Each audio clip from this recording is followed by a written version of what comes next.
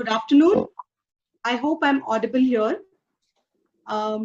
Professor Benton has just joined us, and we are about to start with the session for today. I can already see a few more of my colleagues and friends joining in, and a lot of them have opted to be on YouTube, which starts streaming at 3 p.m. sharp. So we have a lot of people who will be joining us on YouTube. Because we are handling a large crowd, we are going to be muting most of the participants. We request all the participants to please put in your queries, your comments in the chat box so that we can note them down and present them to Professor Benton at the end. Similarly, we also have some volunteers who are taking down questions on the YouTube channel. And so even those questions will be presented to you, Dr. Benton. With this, I think with no further ado, I start with the session for today. Okay, am I not audible?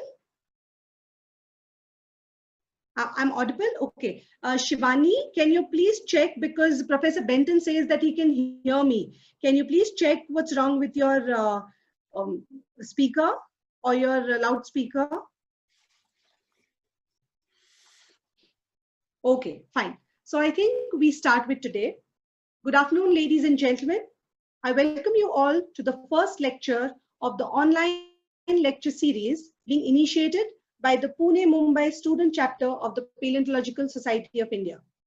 A very warm welcome to Professor Benton, who accepted our invitation to do us the honors of starting these series. The PUNE-MUMBAI students chapter was started at the Pune University under the active and unwavering support of our Vice Chancellor, Professor Nitin Karmalkar, who as a geologist is also the president of this chapter. This chapter was started in response to the appeal of its parent body, the Paleontological Society of India, for collective efforts to highlight and propagate the relevance, importance, and recent trends in paleontology amongst the younger generation of geologists, paleontologists, archaeologists, and its allied disciplines. With science becoming more and more interdisciplinary, and the relevance of climate change and environment finding ways into the rooms of policymakers and technologists alike, there is a need to discuss renewed perspectives about paleontology to a larger forum. The pandemic-induced lockdown has just given us that time and opportunity. Even if our routines and economies have slowed down, virtual platforms of connecting have given us the opportunity to meet and interact in large numbers with stalwarts across the country and the globe. Taking this opportunity, we initiate this lecture series by a very interesting talk by a world-renowned paleontologist and speaker, Professor Mike Benton.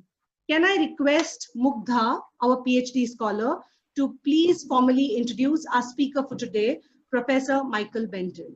Mugdha, Yes. can you hear me? Yes, ma'am. Hello and good afternoon to everyone. Dr. Michael James Benton, a Fellow of Royal Society and Fellow of Royal Society of Edinburgh, is a British paleontologist and professor of vertebrate paleontology in the School of Earth Sciences at the University of Bristol. His PhD, awarded in 1981 by the University of Newcastle, dealt with the Triassic reptile from Elgin, functional morphology and relationships.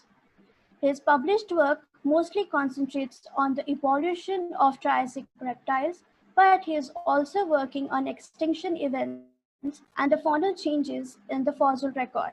His interests include the diversification of life through time, quality of fossil record, shapes of phylogenes, age-clad congruence, mass extinctions, Triassic ecosystem evolution, basal diapside phylogen, basal archosaur, and the origin of the dinosaurs. His current research project focuses on the end-Permian mass extinction, the greatest mass extinction of all time, and especially its effect on terrestrial organisms and the recovery from devastation. He is also working on large-scale aspects of dating the tree of life, the use of phylogenetic means to assess the quality of rock and fossil records, and studying the macroevolution using phylogenetic comparative approaches and morphometry. In December 2010, Professor Benton had a rhinoceros Bottleneck named in his honor. He delivered a landmark TED Talk on mass extinction and the future of life on Earth, which has more than 80,000 views on YouTube.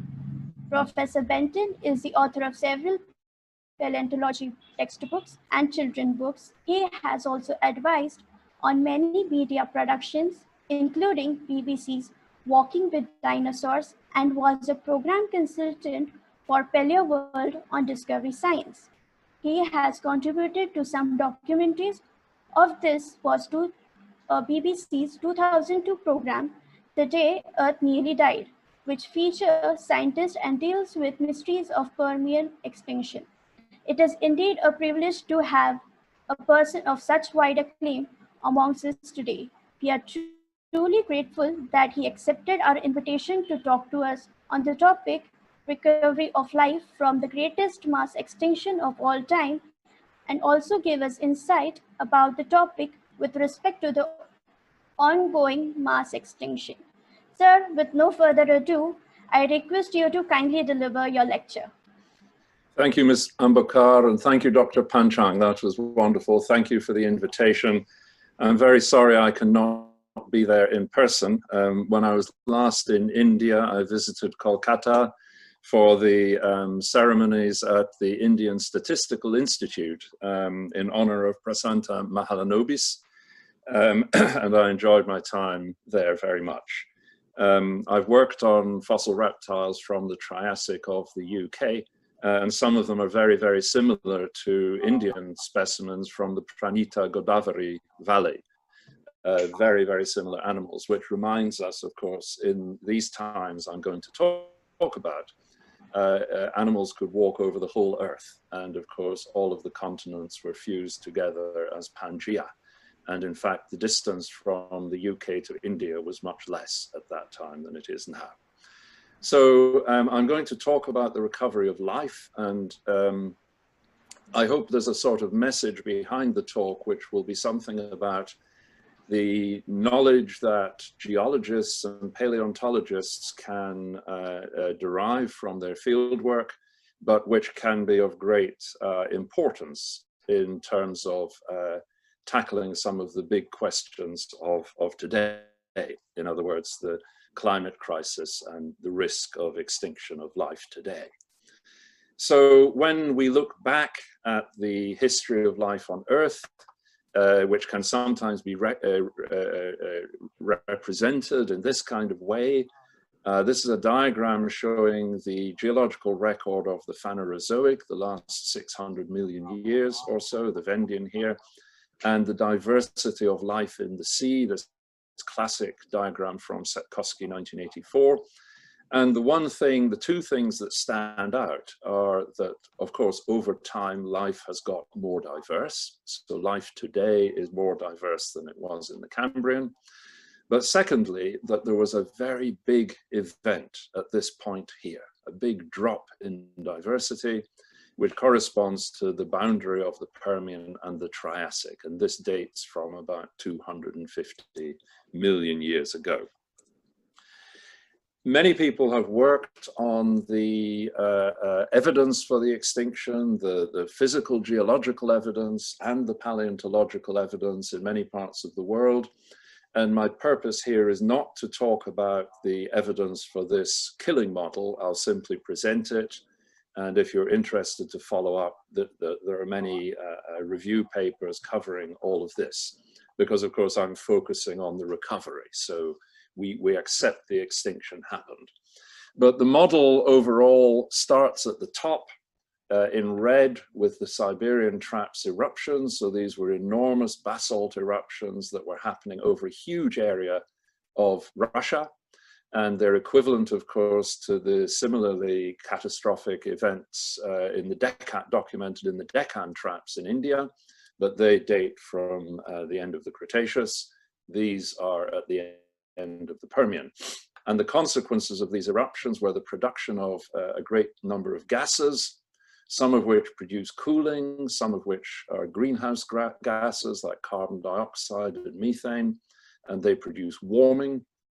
But of course, also, these gases, when they mix with water in the atmosphere, they produce acid, sulfuric acid. And so one of the killing environmental changes was acid rain, and that led to soil erosion because it killed the plants. And just in some parts of the world where forests are being removed, one of the consequences is catastrophic erosion, which of course in itself can contribute to huge extinction.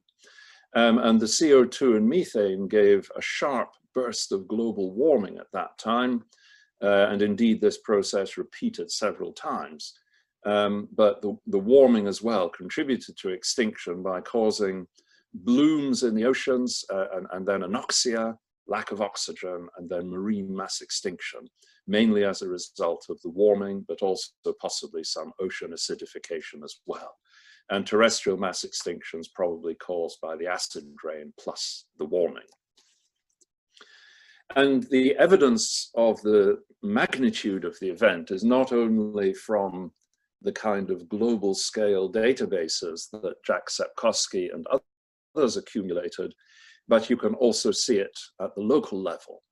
And so these images are based on evidence from China, but you would find the same evidence in Canada, in Pakistan, in the Spiti Valley, and other locations, where immediately before the event, in other words, in the very top of the Permian, these are the kinds of rocks that you find. This is a bioclastic limestone, completely built of the skeletons of reef-building organisms, and there's a kind of diversity, a local diversity of dozens and dozens of species here. Whereas just a few centimeters higher in the rock section at the beginning of the Triassic, the rock type changes from bioclastic limestone to a dark mudstone, and the fossils are very rare. Not only are they rare, but they represent a low diversity community, maybe 5 or 6 species at most. All of this range of forms have gone. The complexity of the ecosystem has collapsed. And then finally, we use the term cosmopolitan in the case of paleoecology to mean that these fossils are the same everywhere around the world.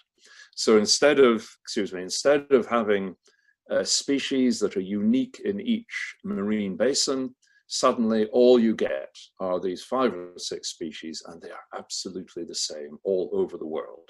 So life has collapsed at all different levels, the local level, the regional level, the global level, however you measure it. This is a massive loss of diversity.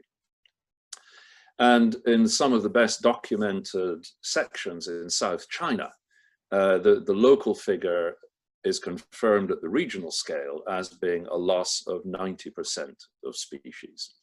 And in fact, the evidence from China suggests that it may have happened in 2 events, one near the end of the Permian. So here is the Permian-Triassic boundary here. These are conodont zones, which are international zones that can be correlated. And the Chinese sections contain various ash deposits, so exact age dates can be got.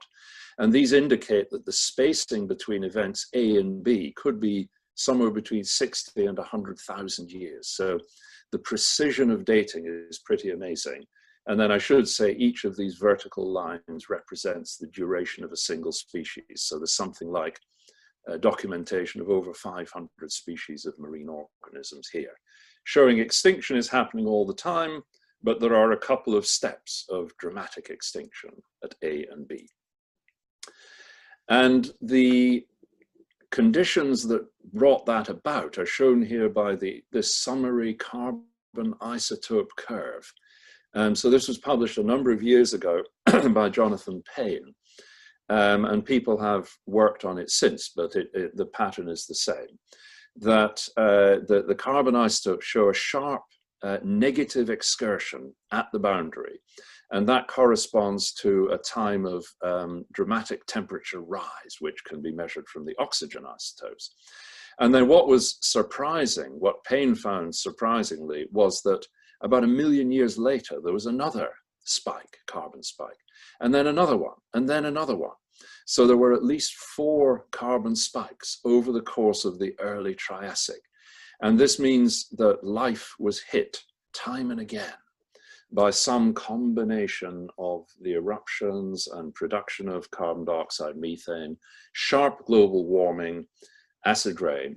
And of course, this is why people are, I can now say, this is why people see this as very informative or potentially informative for the present day. Because although, of course, we're not looking at carbon dioxide and methane today necessarily coming from huge volcanic eruptions, it doesn't matter where it comes from. If it comes from the exhaust pipe of a car or from a polluting factory, the CO2 and the methane, or from a cow, the CO2 and the methane are coming into the atmosphere anyway. And of course, looking at this kind of event, we can see the consequences or the possible consequences. And one of those consequences was suggested by Sun in 2012, which was a so-called dead zone. And he noted that in the earliest Triassic, here's the world as it was, the supercontinent Pangaea, and you're sitting here somewhere. India is part of Gondwana. I'm here. But of course, you could then walk overland across what is now Africa between the two. And so many of the land-living animals are the same all over the world. But the key point that Sun discovered was that here is the paleo equator, and he mapped the occurrences of terrestrial vertebrates and shallow water fish. And particularly in the southern part, he found there was a wide zone, a dead zone with apparently nothing living. And we have tried to test that a little bit by looking at the wider record of skeletons and footprints. Here is the paleo equator. And by measuring the skeletons and footprints, we were able to show it's a little more subtle than he suggested, but there still does seem to be some kind of a dead zone, particularly in the southern tropics of the Triassic, meaning nothing living. And that's the effect of raising the temperatures by about 10 degrees. If you go from a tropical sea temperature of 25 or 30 degrees up to 40, nothing in the ocean wants to live in a temperature of 40 degrees. It's just too much. And the duration of the killing time can be seen from this diagram here, which has the Payne isotope curve again. Here is the PT boundary at this point, the early Triassic, about 5 million years. So Payne had identified that there was a span of maybe 6 or 7 million years of perturbed environments, as indicated by the isotopes. And that matches long gaps in the record. On land, there's a so-called coal gap, where there is no coal, and that reflects the absence of trees, the absence of forests. And in the oceans, there's a chert gap and a coral gap, indicating the absence of life in the deep oceans and the shallow oceans. And this time of perturbation of the environment is matched by a time of absence of coral reefs, absence of forests. So the recovery took a long time, but for a whole variety of reasons. So I'll show you a little bit of a more detailed study in South China, and then we'll come back to how this relates to loss of life in the present day. So some of you will be aware that there's been a huge amount of attention paid recently by geologists around the world to the geology of South China. And this whole zone from Shanghai, which is somewhere here, across into Yunnan province, which is over here, it documents in great detail mainly the marine rock record through this time. So here is the Permian and the Triassic, and there are many, many rock sections all over South China, which can be correlated together, and they overlap to produce a very continuous rock record of maybe 3 or 4 kilometers of rock representing most of the Triassic, so maybe 40 or 50 million years of time. So this is a great resource for tracking the isotopes and the fossils. I'll show you one example. This was my first experience in South China, maybe 10 years ago. We went to this locality called Loping. I don't know what that blue thing is, which has suddenly appeared. Oh, somebody's scribbling on the screen somehow. Don't worry about that. This photograph, I was told before I went to this location that the Chinese students had quarried away half a hill. And yes, they have. They have quarried away half a hill. So here you're looking at a section through maybe 1 million years of time in the early part of the middle Triassic, and every layer is full of fossils. And so here are some examples of the fossils showing predatory fish, ichthyosaurs, marine reptiles. There's land-derived organisms like insects, millipedes, and plants. There are limulids, king crabs, and all kinds of fish and sea urchins. So a great diversity of life. And in fact, the Chinese colleagues had collected maybe 20,000 fossils showing all of this rather exceptional preservation and a mix of mainly marine life, shallow marine life, but also some terrestrial. Here's a very nice reconstruction that was made to show the fishes and reptiles. And this dates from about 7 or 8 million years into the Triassic. So we were making a claim, this is a more or less recovered ecosystem. Life has more or less recovered. And if you want to read more about it, we did a review in Earth Science Reviews in 2013, and it has these beautiful color paintings by Brian Chu. Just briefly, moving up through time, the record is fantastic, showing this is now about 6 or 7 million years later in the Triassic. A great diversity of fossil reptiles, and some of these, like Chytiosaurus here, this little one, there are thousands and thousands of specimens. They're just amazingly abundant. And then finally, the Guanling fauna, which is yet again another 5 million years younger. Very unusual. It consists of many quite large marine reptiles, some of them maybe 10 meters in length. So they've got really big. That's a sign of sort of ecosystem maturity.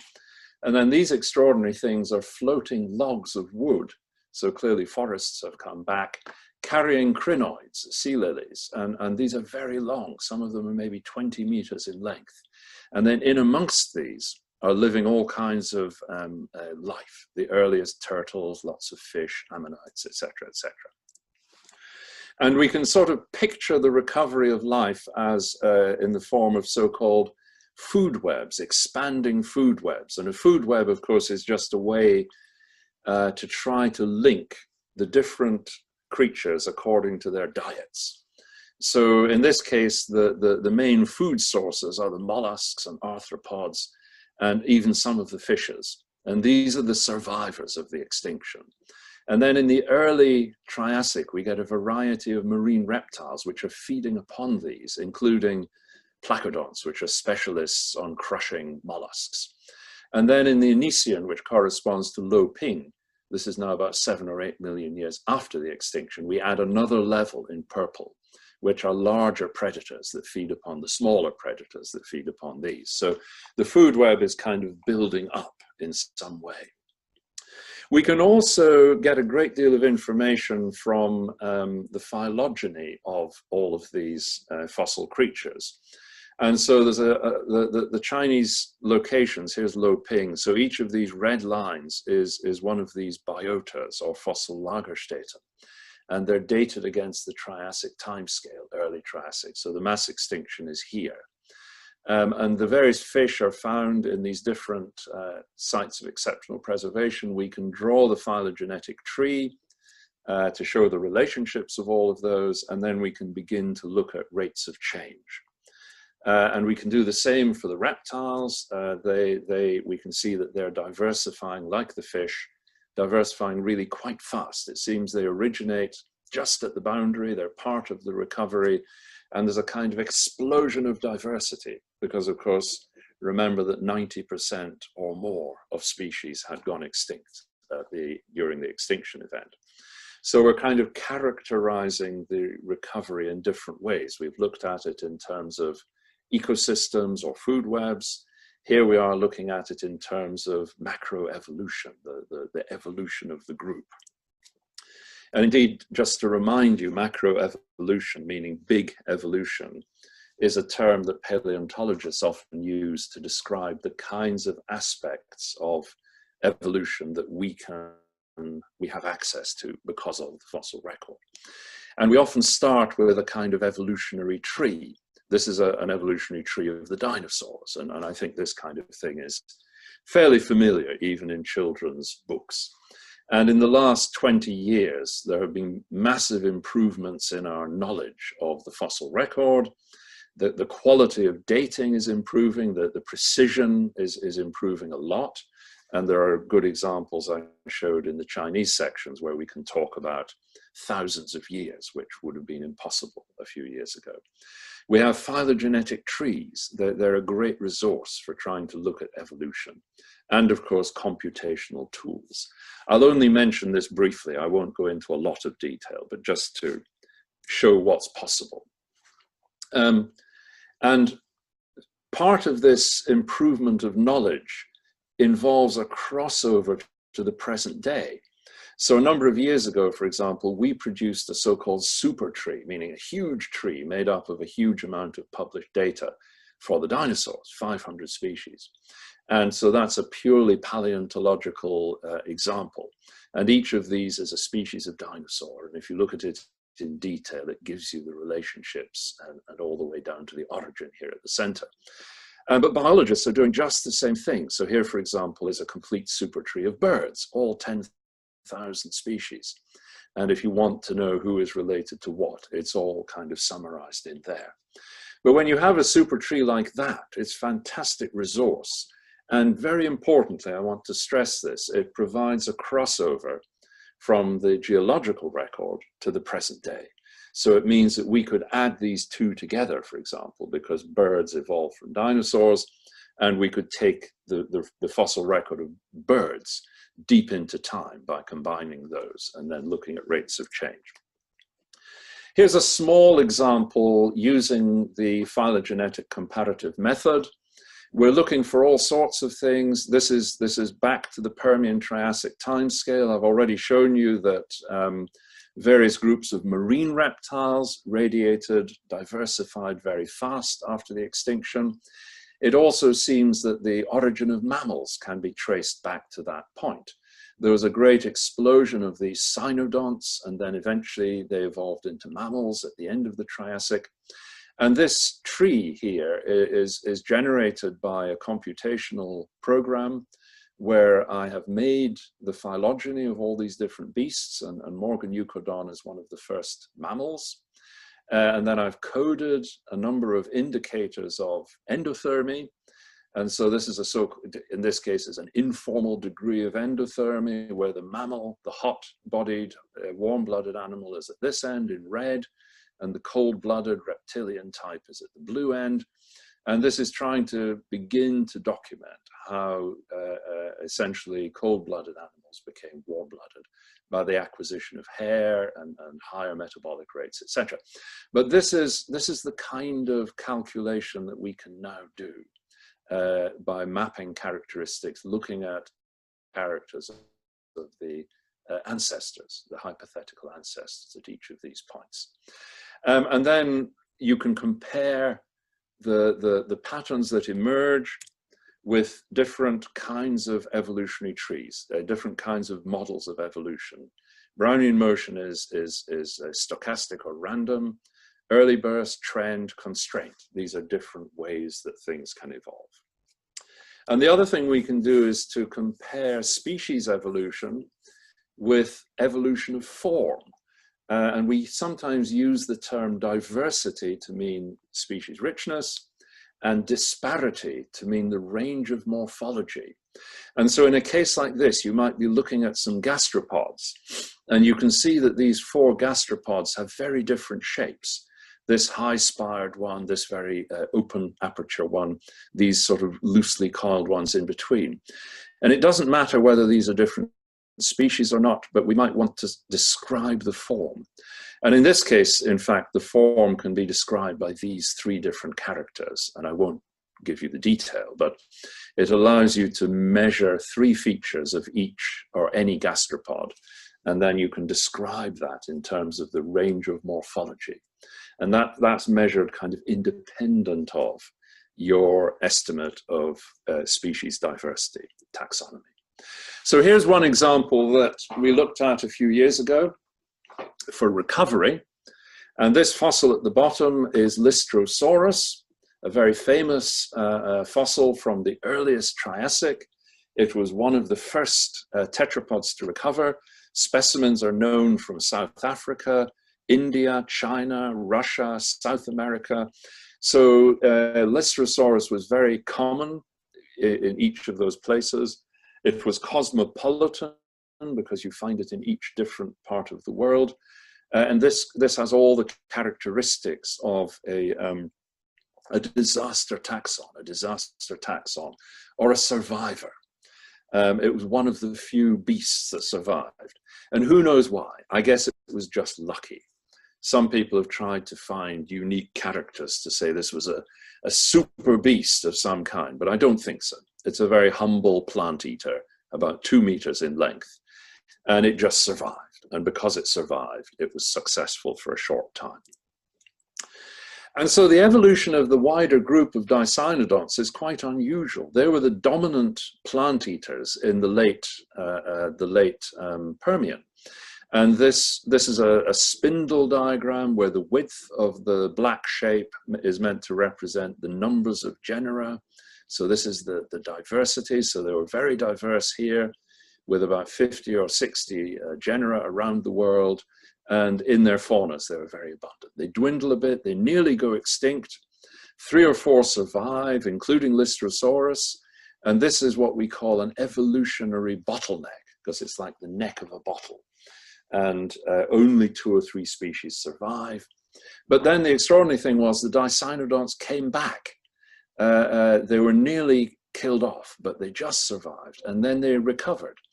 And they became pretty dominant herbivores again in the middle Triassic. So this is the recovery time and the bottleneck.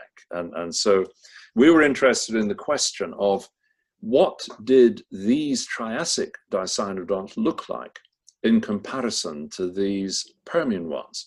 And our hypothesis was they might look very different, because whereas these were very diverse and came from many different backgrounds, these all just evolved from the 1 or 2 surviving species. Here's the data. There are many, many examples of these. Here's the detailed time scale and the Permian-Triassic boundary in red. You can see there's a kind of gap here where there's a few survivors. They're pretty rare. A lot of them go extinct. And then they kind of recover around this level. So that's the data. We have a phylogenetic tree. And again, on the time scale, the PT boundary. Here is Lystrosaurus, which survives, but notice it goes extinct. And here's another one that survived, but it goes extinct. And in fact, there's only 2 species over here that gave rise to this later diversification here. So that's the other bit of data that we have, which is a phylogenetic tree. And then putting those together with measurements of the morphology, we were able to show in this morphospace. So this is a principal coordinate analysis, which is like a principal component analysis. And early on in my talk, I mentioned Prasanta Mahalanobis. I must remind you that Mahalanobis was one of the world founders of these kinds of multivariate statistical methods. One of my first jobs when I was a student was to do these kinds of analyses, and we used the Mahalanobis D statistic. I hope you've all heard of that, and if you haven't, you must look it up. The Mahalanobis D statistic is a way of measuring the distance or the amount of difference between one cluster of points in multidimensional space versus another cluster. So you find the center here and here, and the Mahalanobis D squared is the distance, effectively. Is there more distance between these 2 clusters than the amount of variation within each of them. That's just a little aside. The point is that the Permian Dicynodonts occupy quite a large amount of morphospace, whereas the Triassic ones occupy a lot less, shown in blue. And in fact, this is one of those survivors, Myosaurus, and it didn't give rise to any later form. So if you delete this one, because it's effectively a Permian one that just crept into the Triassic, had a look around and went extinct. The Triassic forms then, as a whole, occupy a very tight area of morphospace. That tells you two things. Number one, they are morphologically very, very similar to each other. Even though they got to be quite diverse, they are virtually all the same, whereas the Permian ones were very different in morphology and maybe in ecology. And secondly, overall, the amount of morphospace they occupy is much reduced. Even though the number of species is similar, the amount of morphospace is much reduced. We can use these methods also to explore the relative fates of different groups as we go from Permian to Triassic. So here are two major groups through the Triassic. This is the Permian mass extinction. They are about equal as they cross into the Triassic. And then the mammal-like reptiles, the therapsids, they get smaller and smaller. This is a measurement of body size. This is time. And so from the start, at the beginning of the Triassic, both groups have about the same mean body size. And then these ones, including the Dicynodonts, just get smaller and smaller and smaller until we get to the origin of mammals here at the end of the Triassic. Whereas this group get bigger and bigger, and these give rise to the dinosaurs. And so there was a question of whether they were somehow competing between the groups and were the relative sizes somehow connected. But the study by Sukias and colleagues using phylogenetic comparative methods showed that the rate of change was quite slow, and that in fact you could not say that this was an example of a driven trend. We get to the age of dinosaurs. This is not from a paleontology textbook, I can assure you. This is from some kind of game. These people here were not in existence in the late Triassic. But it's important to remember that the end-Permian mass extinction here gave the opportunity for the archosauromorphs to rise in diversity. And just as in the oceans, new groups of fishes and new groups of marine reptiles became important, on land, the dinosaurs and the ancestors of crocodiles, for example, became quite important by the end of the Triassic. And new knowledge in the last 10 years is that whereas it was thought the dinosaurs originate here in the late Triassic, in fact, tracks and now other fossils show us that they originate in the early Triassic. So in fact, the origin of dinosaurs is triggered by the horror show of the end-Permian mass extinction. And this applies across all types of fossil records. And I showed you a different version of this diagram at the start, but it's very clear that, oops,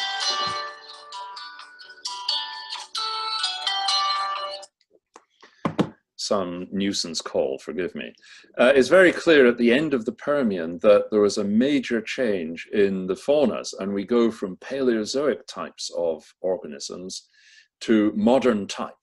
And so it wasn't only the dinosaurs and crocodiles and mammals and turtles and other modern forms that got going in here, it's also sharks and gastropods and insects and bivalves and lobsters and all kinds of other modern marine forms as well. Now, what can we say about the impact of a mass extinction on life? And one of the most famous impacts has been called the Lilliput effect. It's a lovely name. And it comes from Jonathan Swift's Gulliver's Travels, where Gulliver, who is supposed to be a European person going to distant lands, comes upon a land that is full of tiny people. And it's called the land of the Lilliput people, and they tie him down and so on. And so the Lilliput effect, and this is a nice example from China, where before the extinction, these are the average sizes of brachiopods. After the extinction, they are about 1/10 of the size. And you just cannot find any large forms at all. And in fact, in the earliest part of the Triassic, they are really tiny. So this seems to be quite common. The size gets smaller, the extinction event, the reduction in size. And it could either be that the big ones simply die out and only the little ones survive, or it could be that they all get smaller. And it seems to be more this one, that a lot of the big ones do die out, but mainly it's that all of them get smaller. So they go along and whoop, they get smaller and they survive. Probably because of the reduced productivity, the reduced amount of food. How to survive? This is now where we switch to the modern day. What do we learn from the fossil record that helps us to understand what's happening today? One thing I'm not going to talk about is the physical drivers of extinction, because I hinted at that earlier. Of course, a lot of the physical drivers in the past are the same as they are today. For example, the large amounts of greenhouse gases, the high levels of carbon dioxide in the atmosphere. That can have two effects. It can obviously have a warming effect, as we well know today, and that has happened in the past many times, for example, at this point, but also can lead to acidification. We know that if you pump different gases into the atmosphere, they will mix with rainwater. And of course, this is commonplace in many big industrial cities. The rain, when it falls, stings your eyes because it is acid. That's as simple as it is. And of course, acid is not pleasant for life. It kills life, both on land and in the oceans. On land, of course, it will kill trees. We're familiar with the way the leaves disappear and the tree eventually gets killed. And if the tree dies, eventually the rainfall will wash away the soil because the trees fix the soil onto the landscape. In the oceans, many, many organisms have skeletons built of calcium carbonate, like mollusks and echinoderms and crustaceans. And so that if you acidify the ocean, it will simply reduce the calcium carbonate and remove the skeleton, and that kills the organisms. How to survive? Number one, definitely, be widely distributed. Live everywhere, all over the world. So we're like cockroaches, we're everywhere, and that means we have a good start to survival. Be a food generalist, be willing to eat everything. So pandas are the classic example of a species that are far too specialized, living on bamboo shoots, and it's a very marginal kind of diet anyway. Preferably be small. That's where the cockroach wins, and even the pigeon. Or at least don't be too big. So human size is about at the top end of a sensible size range. These often go together because I think it's well known in ecology that large animals such as elephants and tigers require large territories and lots of food. And that means they are liable to extinction if there is pressure on the space that is available or the amount of food. And we have to remember that from biology, the genetics of the case are, the ecology of the case are, that if you're very large, you tend to live at small population sizes. So they are vulnerable, whereas cockroaches, pigeons, and to some extent humans have big population sizes. We survive. And of course, when conditions are harsh, there is a loss of food, it may get hot, it may get cold, if you are unable to adapt. And of course, remember, organisms don't just sit still when the temperature rises or falls, they move. But of course, as we saw in the Triassic example, if you live in the tropics and temperatures get very hot, you have to leave the tropics. And then the tropics become empty of life. And of course, we know today in the oceans and on land, the tropics are where there is most life. Maybe half of all life today lives in quite a narrow latitudinal band around the tropics, both in the oceans, particularly in coral reef settings, and on land, particularly in tropical rainforests. Oops, keep flipping slides.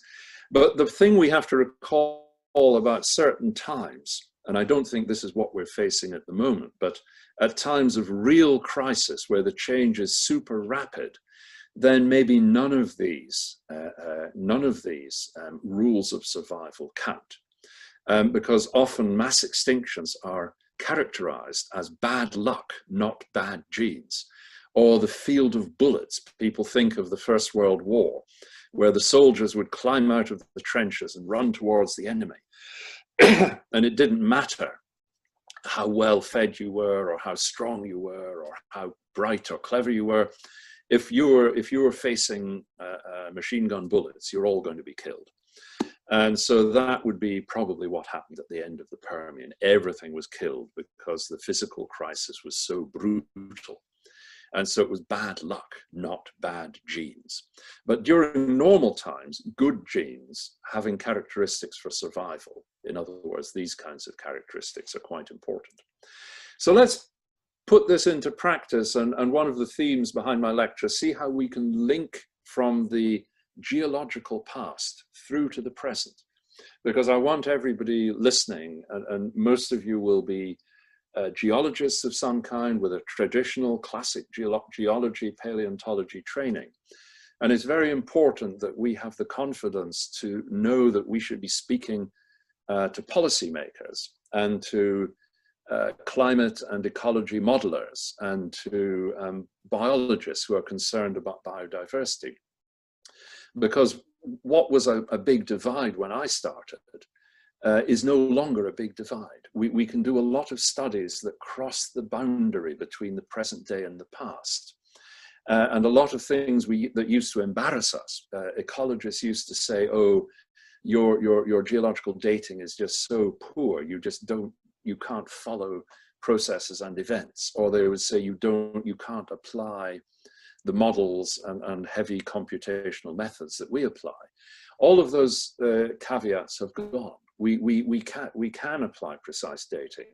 We can apply complex modeling and computational approaches, and I've shown you a few, which cross over absolutely completely between the past and the present day.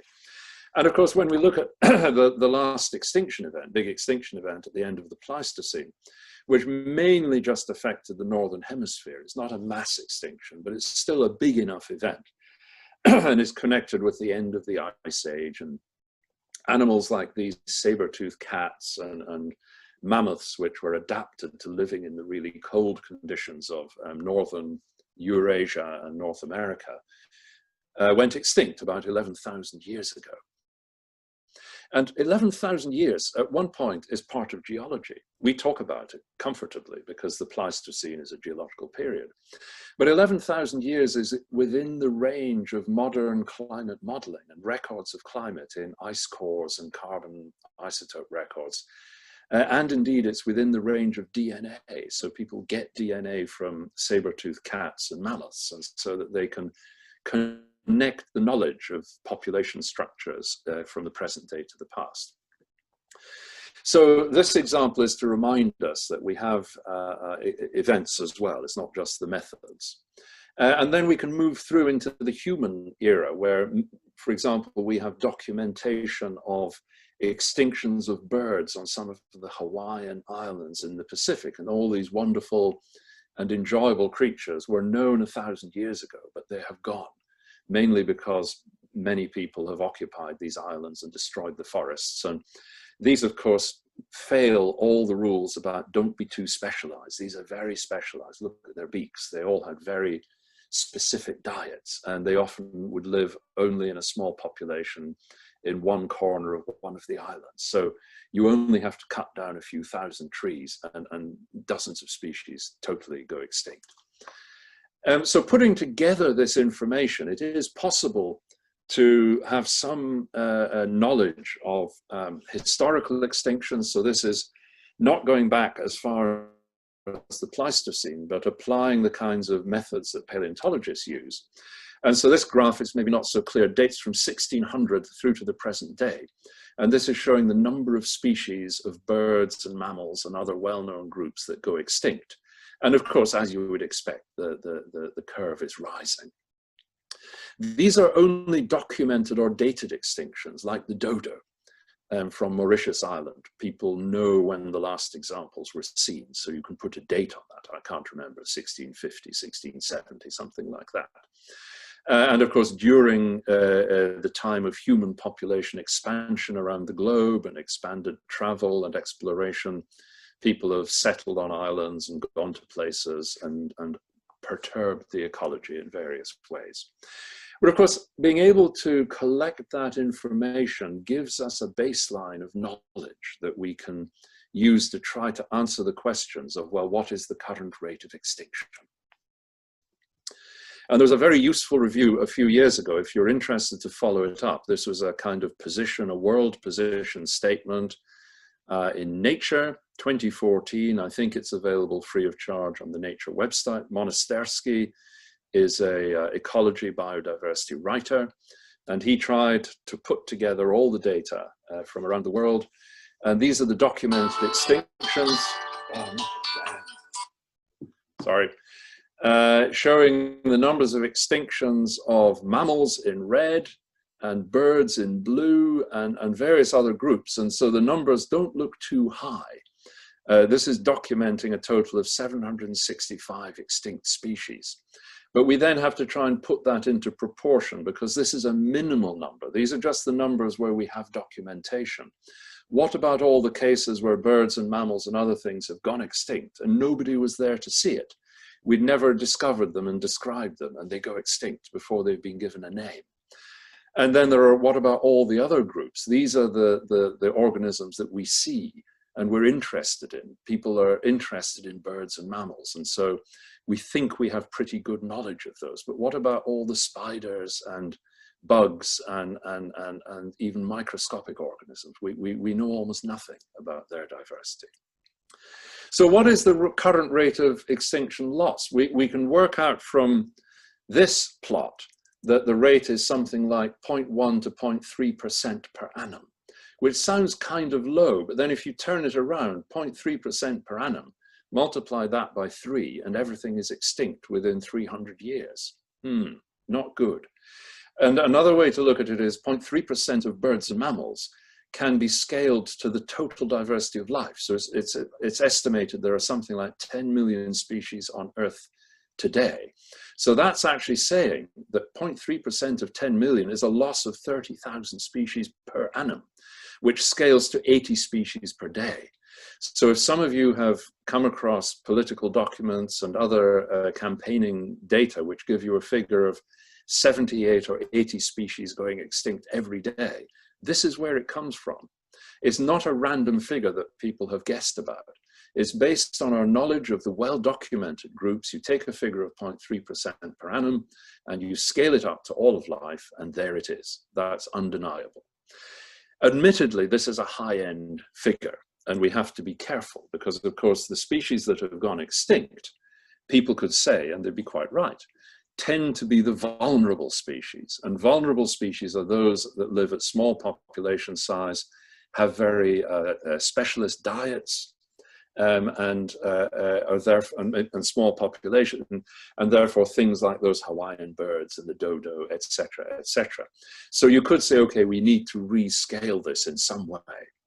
And there are many efforts to try and rescale it. The 0.3% figure then is perhaps too high. And we have to think about cockroaches and humans because maybe we're just killing off the vulnerable species at one end of the distribution, a long hollow curve distribution of species. And therefore the rate of extinction is actually less than that. So are there other ways of getting at that? So what would be a normal rate of extinction? So the point here is that we expect some extinction. I mean, clearly no species lasts forever. And so typically it's estimated that each species on Earth has a duration of about 1 million years. And so that if there are, for example, 20 million species on Earth, we don't know really, 10 million, 20 million, then we expect in normal times to see 20 extinctions per year. That is 20 million divided by the duration of 1 million. So over a span of 1 million years, all 20 million species should disappear. And so in the course of 1 year, we get 20 extinctions, which is trivial out of a total population of 10 or 20 million. That corresponds to one extinction every 18 days, blah, blah, blah. And so that's another way, another end of estimating what the regular extinction ought to be.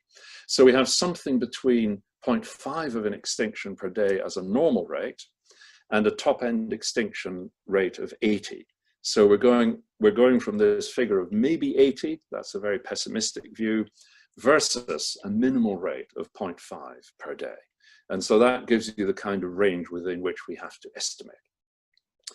And at the moment, there is no agreed figure because of the complexity of deriving. We can get this sort of normal rate of extinction, that is assuming no human intervention. But clearly the rate of extinction we are experiencing is more than 20 per year. 20 per year is a very low figure. So I leave that kind of open. I can't give you a final answer there, but if you're interested, you can follow up in the references mentioned and look at the way people calculate the rates. And so I'll summarize that in the last 20 or 30 years, our subject, geology, paleontology, has advanced enormously in our ability to study events in the past. And a lot of what I've told you was really not very well known 20 or 30 years ago. If you look at an older textbook, I remember when I was a student, we were told even that the extinction at the end of the Permian might have taken 10 million years. Now we're saying it took 60,000 years. Wow, 10 million, 60,000, that's quite a change. And secondly, people have done the in-depth studies at regional scale, like the one I showed you from China, but people have done some similar studies from many other parts of the world. And that gives us a considerable amount of confidence in describing the pattern of what happened. But what's exciting now is we're able to talk about the processes. We need to distinguish pattern and process. Pattern is simply what rocks occur where and what ages are those rocks. And likewise, which fossils occur and where are they? And we can make lists of fossils in each stratigraphic formation. But to understand processes, we need to go beyond that. And of course, for example, that model I showed at the very start, showing the hypothesis of the chain of events that led to the crisis at the end of the Permian. That's a process that is based on evidence, but of course, it's a kind of declaration that I would have been told when I was a student 30 years ago. This is crazy, don't do that. People will say you're a wild man with crazy ideas. But I think it's a good thing that geologists are daring and willing to put together the data to present a process model. Because of course then that feeds into climate modeling and some of the computational approaches that we can now use. And I think people know that climate models were first worked out to understand modern weather, and now they have been adapted to model climate patterns in the past. And that allows us, by inputting geological data, to understand the nature of these crisis events, such as the overheating in the early Triassic, that dead zone. What's the world really like if you raise temperatures everywhere by 10 degrees? It's not enough just to look at that at a single locality. And you can't just map it out in a simple way by just adding 10 degrees, because the world works, the climate, the atmosphere works in a much more complex manner. And then likewise in paleontology, I've tried to show a few examples where we can use classical methods to plot range charts of the kind that we use in biostratigraphy. And that exercise has always, and that's something that we have done for 150 years, that exercise is a basic tool in geology for mapping and understanding the distribution of rocks around the world. And of course, it feeds into economic aspects of understanding where to find oil and stuff like that. But we can, and therefore people have developed very precise and very advanced ways of making age models using radiometric dating coupled with biostratigraphy. And that whole field has advanced enormously in the last 20 or 30 years. That can now marry with the advanced approaches that modern biologists, ecologists are taking to understand biodiversity and ecology of the Earth today. And we can now use a lot of their tools to apply to ancient examples. And I've tried to sort of show you the kinds of studies we can do in deep time at the end of the Permian, early Triassic, for example, and we can present them in ways that biologists understand what we're talking about. We can test hypotheses about what are the characteristics of these successful creatures and these unsuccessful ones. And then, of course, we have cases like the end Pleistocene, where we can make direct linkages through from the past to the present. And so I think that this is a very important area of research for the next decades. And I think new generations of paleontologists and geologists will have more and more involvement in these kinds of programs. And of course, these are research programs that are often ideal for collaborative international funding. And we see big efforts through the United Nations, but also through individual nations connecting with each other to try to work on these very daring areas. So I will stop, and I thank you for your attention.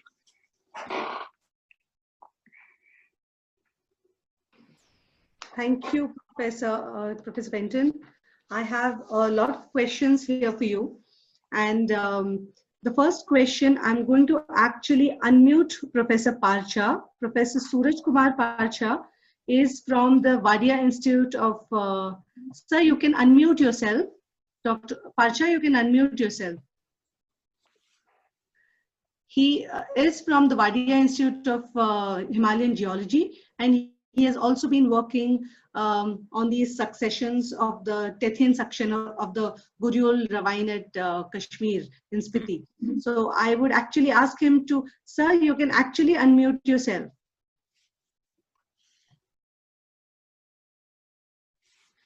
Okay, sir, can I ask your question? Yes. Okay. Yeah, first of all, I thank you, Professor Benton, to give us such an elaborative and vast experience lecture, which is very useful for us as well as for the next generation of students. Thank you. As you have said rightly in your lecture in the beginning, that we have a very good exposures in the Spiti Basin. But you are well aware that we have the very good section of Gurial ravine in Kashmir, which is PT boundary, which was once considered as GSSP also. But I started my career from the Cambrian onwards, but in recent years, I focused on PT boundary. And working on this, I focused on the Spiti Basin, Zanskar Basin, as well as in the Kashmir Basin. As you have said in the lecture, we are having a very carbonate thick sequence in this down below, and then we have this mudstones, we have the black shales. But in the Kashmir Basin, we are getting some lamellibranchs, brachiopods, very tiny, as you have said in the lecture, that is affected of this extinction. But the boundary between Z1D and Z1E is just within 3 centimeters, which we have tried, though various groups are working on it. You might have seen the papers of the Brookfield and all these. I am also working with the Christine. Yeah. But unfortunately, we couldn't get any conodonts within this sequence from this region. Whereas in the Spiti Basin, we have where there's one iridium anomaly there. We have very thick, very small, just 2 centimeters sequence there, which demarcates between the two. Whereas in the Zanskar Basin, what we are finding that we don't have any such change, which it is unfortunately overlain by the Panjal tract. It is there. So it makes a very big question for me to correlate in all these 3 basins. What is your suggestion and how we have to proceed it? Because it is one of the important sections, as you are well aware. So I want your suggestion about this. I don't have a great suggestion, I'm afraid. I know this kind of problem. Of course, you're right. The international section in Meishan is defined upon conodonts, and therefore many sections around the world can be correlated using the conodonts. I don't know what the other useful biostratigraphic fossils would be. I guess you have to look at faunas and overlaps and apply the normal classic biostratigraphic methods. I think you said there are some radiometric dates, so I guess if you are confident about the precision of the dates, that could help a little bit. Maybe in future, I think people are trying to use the carbon isotope curve as a source of signatures, because often it's very difficult, I know, with invertebrate fossils, which are quite long-lived, to match them to the conodont zones, which are quite short. But I think people are beginning to accept there's a risk of a kind of circular argument, of course, but Maybe it can be indicative that, as from the Jonathan Payne plot, there are maybe 4 spikes of carbon through the early Triassic, and maybe those could be used. And I guess the other independent method is magnetostratigraphy, because if that can be applied, there is certainly a lot of reversal of the Earth's magnetic pole during the time of the late Permian to early Triassic. But that's not enormously precise, because of course some of those bands of normal and reversed can be 500,000 years or something like that.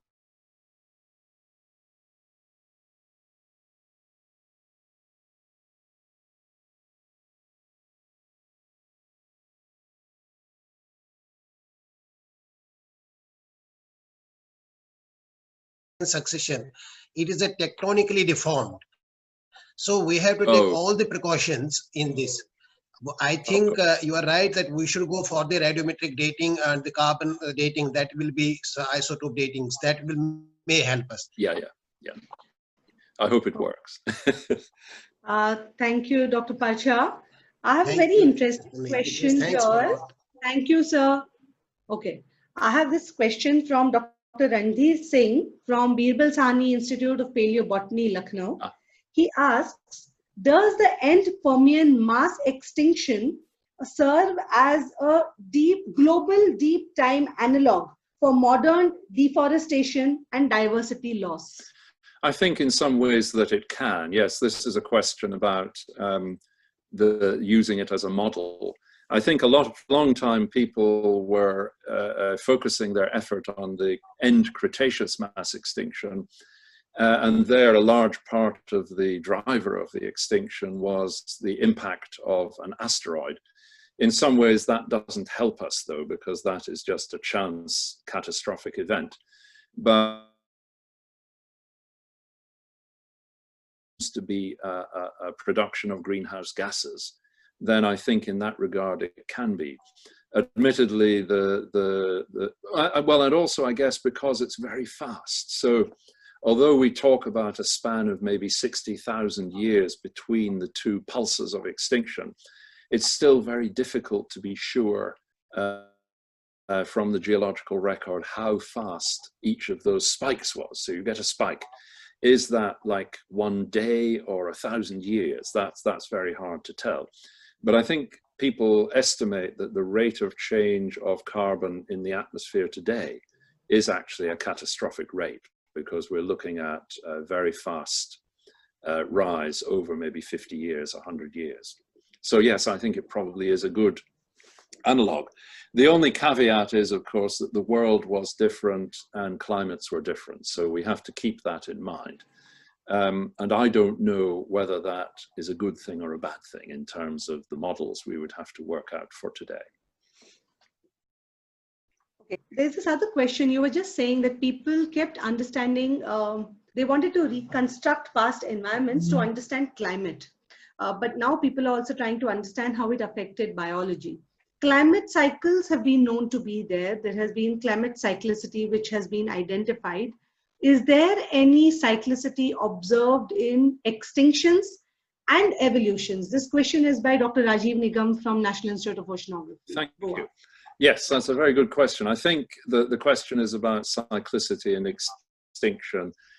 People have suggested high-level cyclicity, but I think the evidence for that is not very good. So this was at the level of 26 to 30 million year cycles. And that's been a very popular hypothesis, but the evidence is not very good.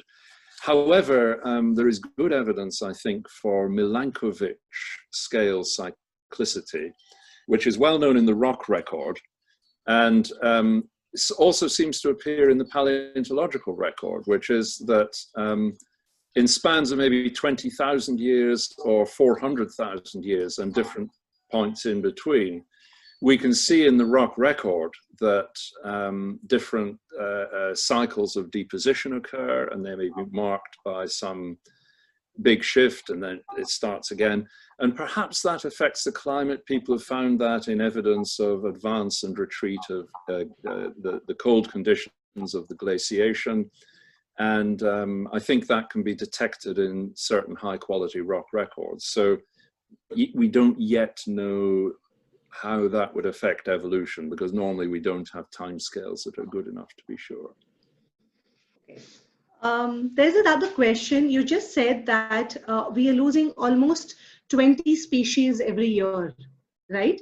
And we also saw that this rate of extinction has increased in the past, in the recent past. So would you really attribute it to preservation? Because the younger times are better preserved, and that's why we get more preservation of evidences. In the past, is it preservation, or how do you say that this is the fact? So those estimates of extinction rate that I gave at the end, excuse me, they come only from the study of modern life. They've got nothing to do with geology. So they were based on estimates from the year 1600 onwards. So the dodo is the start. And so those are all based on biology, and the 20 extinctions a year would be a minimal background rate, because species don't last forever, and therefore every year some species will go extinct and be replaced.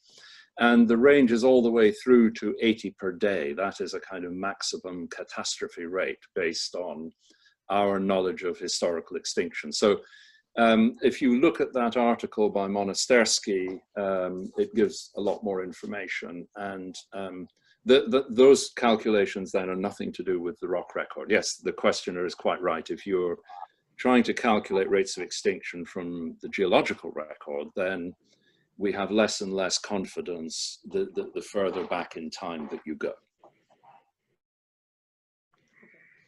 There's this question by Dr. Kantimati Kulkarni from Agharkar Research Institute. She asks, what role does background extinction play in mass extinction?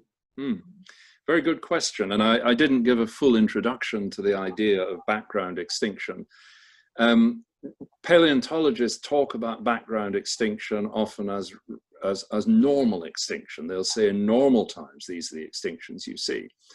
And so I think it's important in understanding survival, where I talked about the characteristics of a successful organism, being a generalist, being widespread, having a broad range of diet, etc., etc. And normally those are the characters that help a species to survive. And then the contrast is during a mass extinction, all of those rules may break down. And then you may get the field of bullets effect, where it doesn't matter what your fitness value is, to use a genetic term, or what your ecological characters are. Everything gets killed. And there's no judgment or no quality in terms of the surviving plants and animals. Okay. There's this other question by Dr. Vivesh Kapoor. He asks, is there any evidence of burrowing animals to survive better close to extinction boundaries, or maybe even the PT boundary? Nice question. It seems to be a sensible thing, if the climate is changing or getting hotter, disappear into a burrow. It depends, of course, how long the crisis lasts. I mean, if the crisis is for a matter of days or weeks, that's a great thing to do, because you can keep cool, particularly if you have some food underground.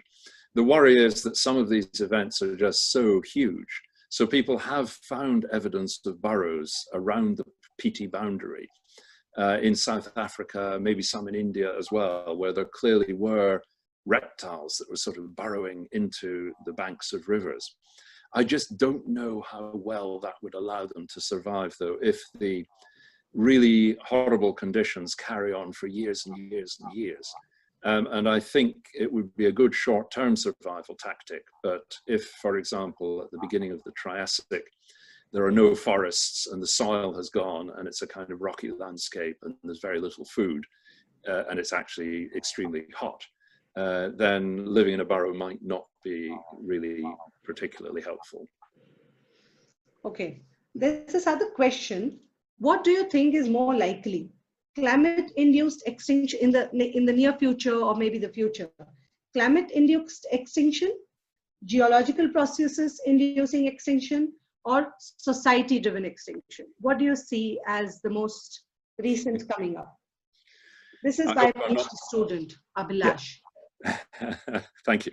I hope I'm not being too controversial by saying I think at the moment it's mainly human-induced. I think the effort of the amount of the amount of carbon that is going into the atmosphere from factories and farming and cars is enormous, and is much more than any amount of carbon that's coming from volcanoes and other natural causes.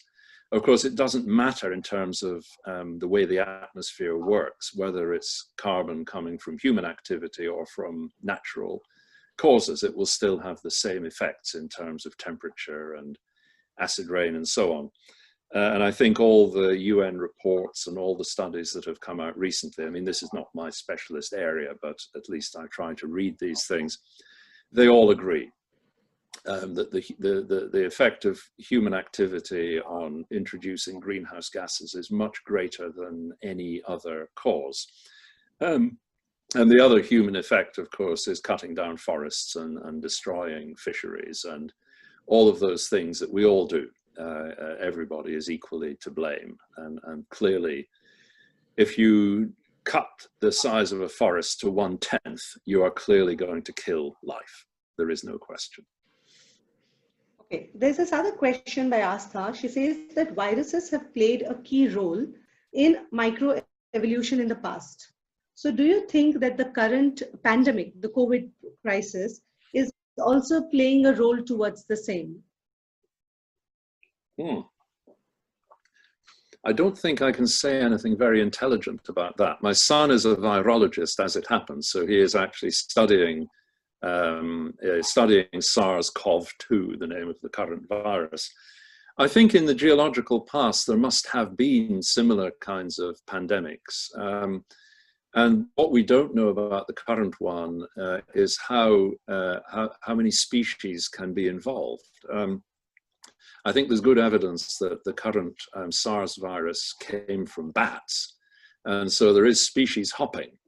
And this is something that viruses do, of course. If you're a virus, it's a great attribute to be able to hop from species to species, because the main duty in evolutionary terms of a virus is, of course, to survive and multiply.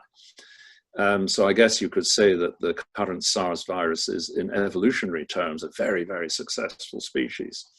In terms of causing mass extinctions, that's a bit less certain, because normally viruses may hop from one species to another, and then there will be a long span of time before it hops to another species. So I can't think of evidence that there are viruses that can quickly infect a lot of species at the same time. So, but at the moment it's killing people, and it's obviously having a huge effect. But I suppose in terms of global population and the effect on the world and wildlife, I'm not sure what that is. There's this question by Dr. Tisha Nagarkar. She asks, do species also go extinct as due to evolution? That is, in the course of, yes, and besides, how mass extinction has paved the path for hominids to evolve and flourish across continents? Yes. So we have to remember at all times that extinction is a normal part of evolution. And I think another thing that paleontologists often say, which is true, is that the majority of species on Earth are extinct. So of course we only know about one instant of time. The present day is only one instant of time.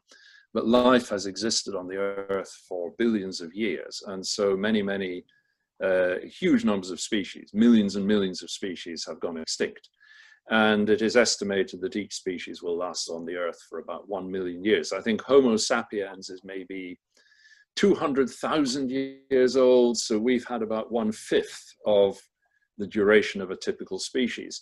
And a normal thing in evolution is that either one species can evolve into another species. So over the course of time, there are many examples we know where species may split, or one will evolve into a different species.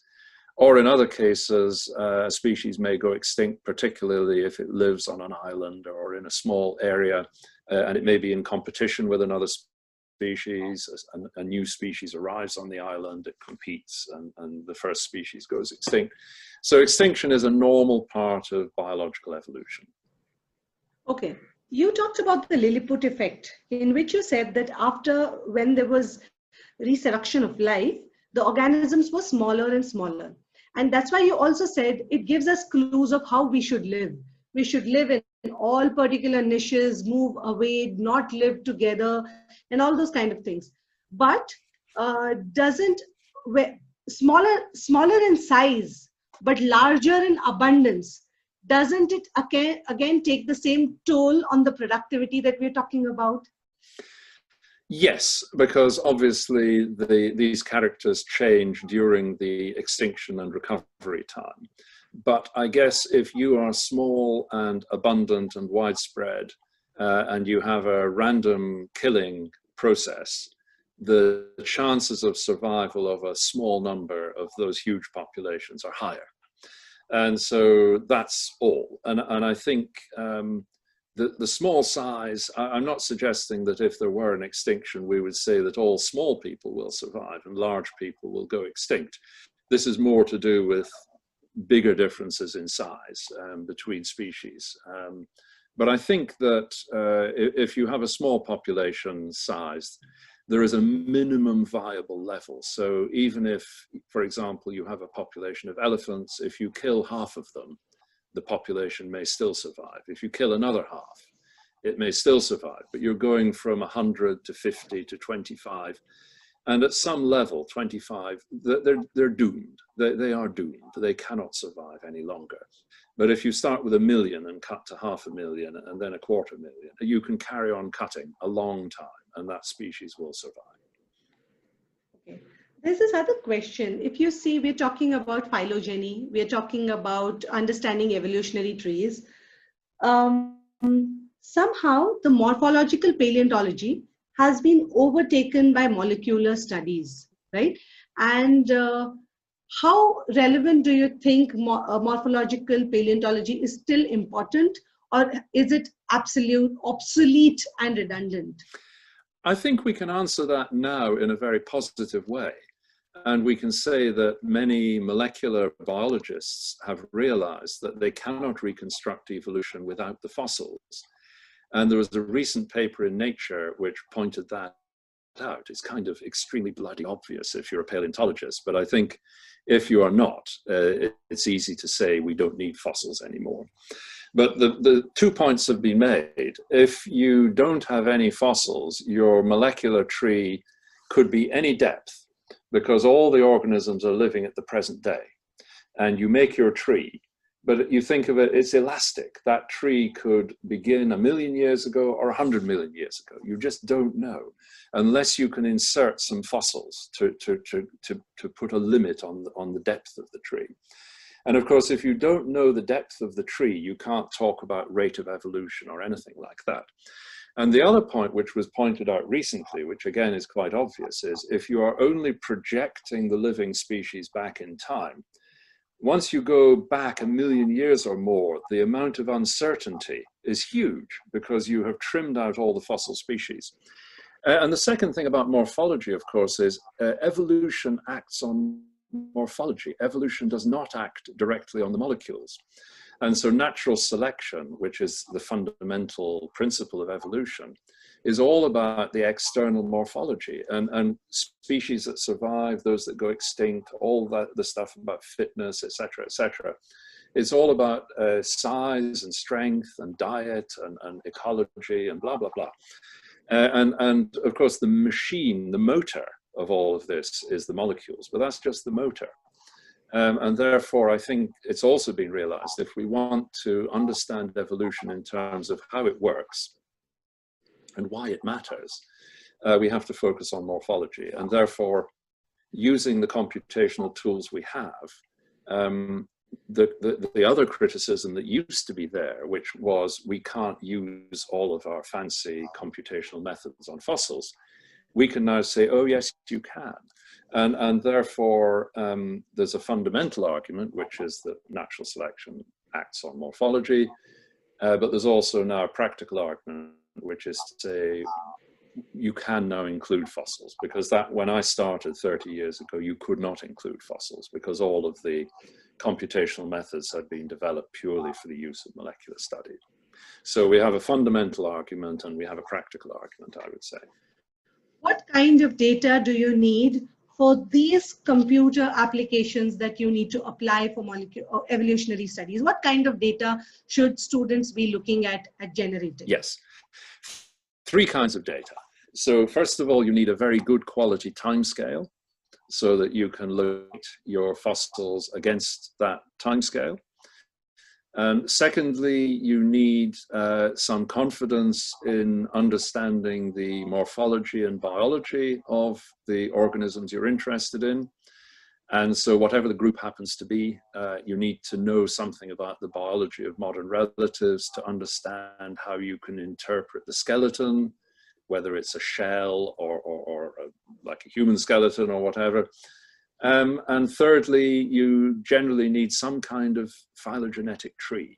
So some kind of understanding of relationships between the species. You've got to be able to discriminate the species, of course, and then draw some kind of a tree. And you can draw the tree in any way you like. It doesn't have to be done in a strictly computational way. For some fossil groups, it's often easier to do it in a more stratigraphic way. So the 3 things you need: timescale, phylogeny, and some knowledge of the traits and biology. Okay. Last 2-3 questions. One question is, can endemic or indigenous fauna put so much pressure that cosmopolitan or exotic species can go extinct? That's very interesting. Yes. So the question is whether endemic faunas can cause cosmopolitan species to go extinct. I don't know the answer to that. I would think normally that would not happen, because one of the principles of ecology, well, we know from Darwin that competition is important. The competition is the ecological driver of change. So 2 species or individuals somehow compete with each other. But one of the consequences of competition is called character displacement. And that is, if 2 species, maybe a small one and a large one, are competing for food, normally they, in a way, come to an agreement. It's not normal that species A kills species B completely. So the smaller one will start eating smaller examples of the food, and the bigger one will start eating bigger. So there's a sort of displacement to kind of avoid competition. So I think in those cases, the species would interact and they would adapt to each other, and so probably not cause the extinction of each other. Oh, okay. That's interesting. Another question is there any trend to extinction, or is it just a historical contingency? How much data can be extracted from fossil phylogeny? Yes. So I think extinction is a contingency in the point that it just happens when it happens. There's nothing really predictable about it. We may be able to derive figures for extinction rate, whether they're natural or unnatural extinction rates. But those rates are based on a kind of stochastic understanding that you have a population of 100 species, and we know within a certain amount of time one of those species probably will go extinct, but we couldn't actually say exactly which one. So it's contingent, but it has that predictable property because it's a sort of stochastic process, I suppose, in some ways a bit like radioactive decay. We know there is a rate of decay, but we don't know which atom is going to decay next. I'm trying to think, no, I can't remember the second part of the question, contingency. And then I suppose the particular bigger events, of course, they look more deterministic in the sense that suddenly there's a whole lot of extinction at the same time.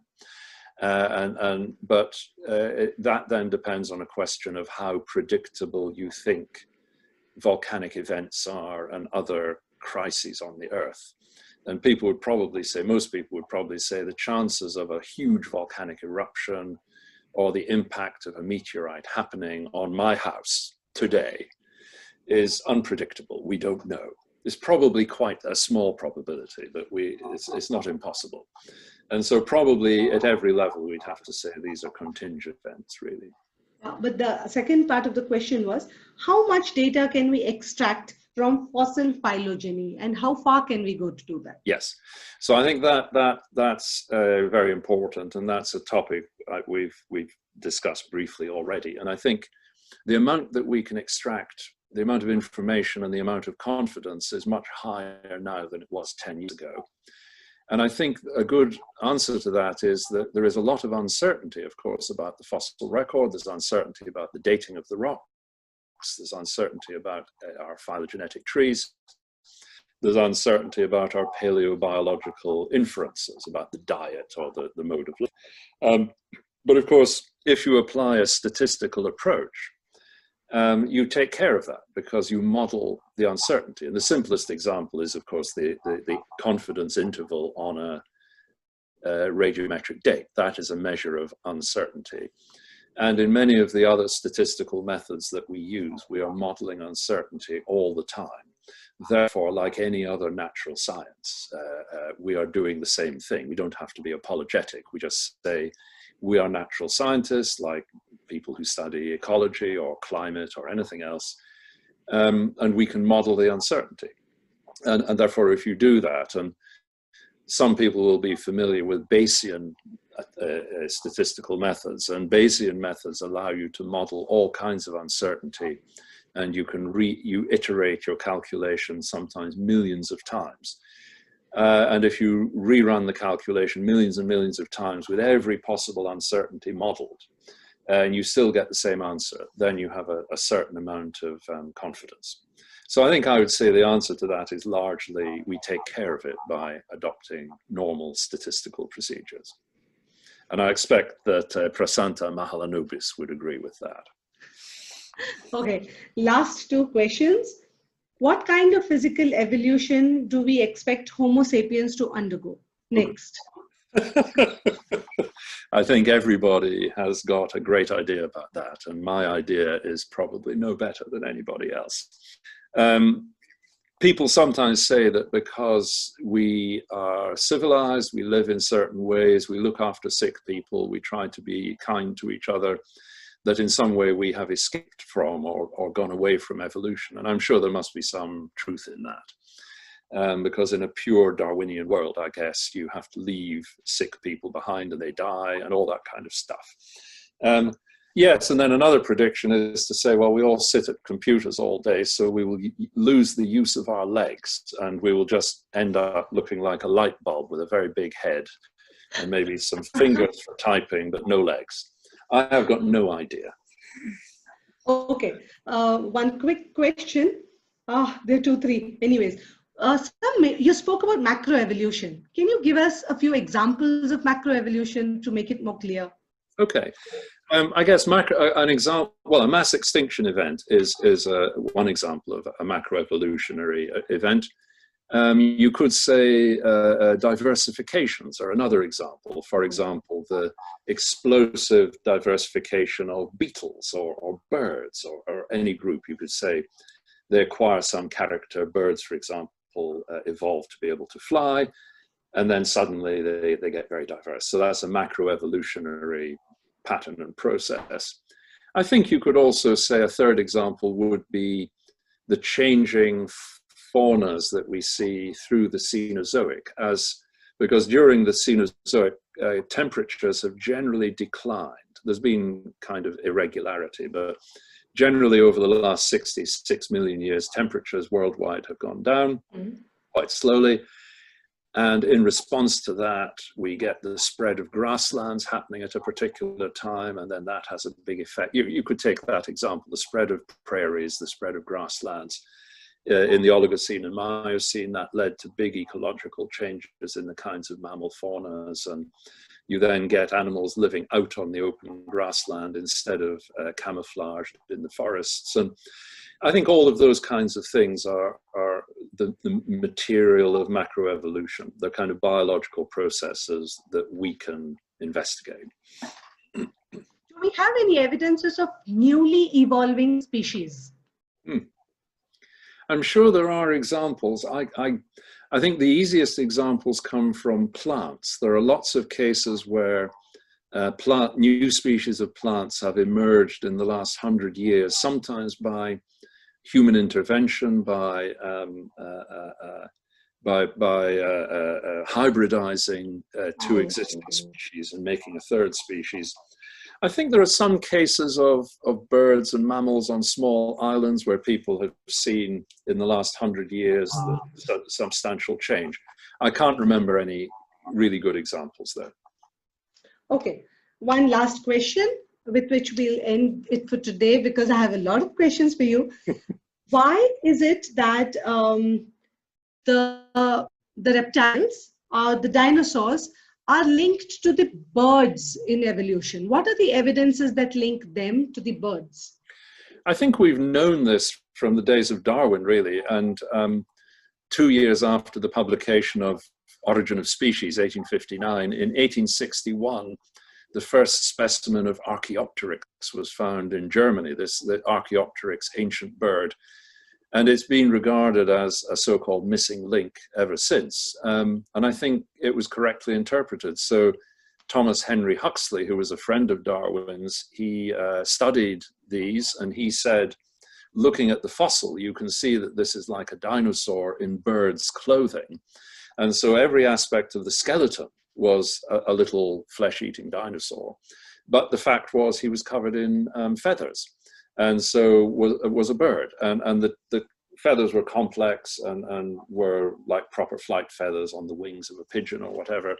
So we've actually known that and for a long time. And then all the new discoveries from South America, Europe, China in particular, have really confirmed that. And what we now know is in the middle and late Jurassic, there were about 4 or 5 lines of little flesh-eating dinosaurs that were getting smaller. So mostly dinosaurs just get big and bigger, but these were going against the normal pattern of evolution. They were getting smaller, and it seems they were adapted to climbing in trees, and probably they were evolving that way because they were focusing on a diet of insects, and of course in the trees were this untapped diet. There were not many lizards, there were not many mammals, and so there was nothing much eating these insects. And there were about 4 or 5 groups of dinosaurs experimenting with flight. And by flight, I just mean like gliding, just using the wings, but not really flapping. And then one group evolved the ability, the muscles to flap the wings, and those are the birds, and then they became the dominant group. So what we now know is that there's a whole array. And then the other point is that feathers go all the way back to the origin of dinosaurs. So we now know from amazing quality fossils in different parts of the world that many, many dinosaurs, not just those that were very close to the origin of birds, but many, many dinosaurs had feathers of some kind, even if they're just simple whiskers of some sort. And so that goes back to the origin of dinosaurs in the Triassic. So if most of them had feathers, and the bone shows those dinosaurs were warm-blooded, and then one group evolves into the birds. So birds are dinosaurs. There's no question. Okay.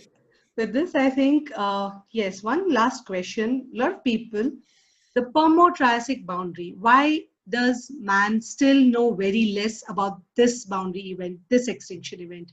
Why is there so less known about it? And still more and more people want to do more. That's right. I think that there's a huge amount. I think the amount known by the public is not very much, because of course a lot of popular books are simply written about dinosaurs, of course, and everybody cares about the end Cretaceous mass extinction 66 million years ago. And I guess as geologists we know that because the end Cretaceous mass extinction is closer to the present day, the quality of knowledge is better, because we can get better dating and there's more localities we can study, etc., etc. But I must say that the scientific knowledge of the end-Permian mass extinction is huge. So I think when I started my interest 20 years ago, there were maybe only 5 or 6 papers each year around the world. And then suddenly now there must be about 2,000 or 3,000 papers each year coming out of China, India, Europe, North America. So there's a huge amount of work going on at the moment. Okay. I think with this, yes, finally, yes, I'm going to say thank you so much for being so patient with us. And we had an equal number of people on YouTube watching us. And your talk is going to go online because I'm going to put up this recording in public and send you a link. Great. I give my formal vote of thanks to Professor Michael Benton. He's been really kind, and there were a few issues when I sent him a mail and he wouldn't find it and answered back after a few days, and I answered. So that itself extended this talk for I think over two weeks. But I'm really, really grateful to you, Professor Benton, for accepting our invitation and helping us start this. You have made a grand opening to this lecture series of the Paleontological Society of India. And I'm very, very thankful to our Vice Chancellor, Professor Nitin Karmalkar. I'm very grateful to all the audience who joined us in here today. And the city that I'm in is in a state of curfew, and a lot of people from all across the country have connected. And we are really grateful to you for accepting our invitation and delivering this very lucid talk. And I think you gave equal amount of time to answer to our questions. Thank you so much, sir, for accepting our invitation. Thank you so much. Thank you, and thank you for the invitation. That's very kind. Yes, thank you so much. Bye-bye. Yes, bye-bye, bye-bye, bye-bye. Yes. We will keep you all posted about the next lecture series. I think we should be able to get you one lecture every week. And I'm posting my phone number here publicly to everyone. So anyone who wants to be connected to my WhatsApp group is free to use this phone number and connect. I will add you on to the broadcasting WhatsApp group where we will keep publicizing the different talks. We intend to cover macro and micro paleontology with a focus on looking at the applied aspects of paleontology, which are continuously improvising upon every day. Thank you everyone for connecting with us and joining us for this talk here. Without you, the event wouldn't have been successful. Thank you so much.